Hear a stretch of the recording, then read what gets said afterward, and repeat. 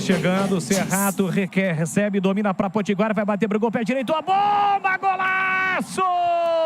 É gol, é gol, é gol, é gol, é gol, é gol, é gol, é gol, é gol, é gol, é gol, é gol. Golaço do Brusque!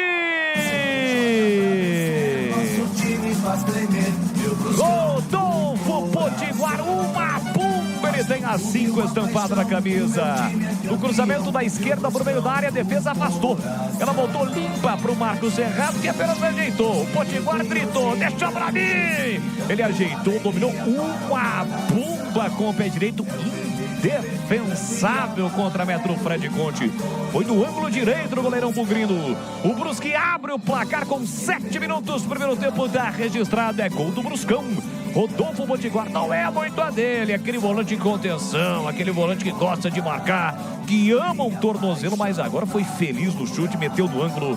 1-0 pro Brusque, tá registrado no futebol da Bandeirantes.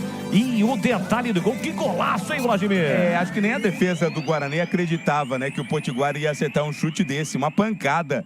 Foi no ângulo, né? Se tivesse ali Fred Conte, o Vladimir e o Pegorari não teriam defendido também. Belo gol do Brusque, tá na frente 1-0.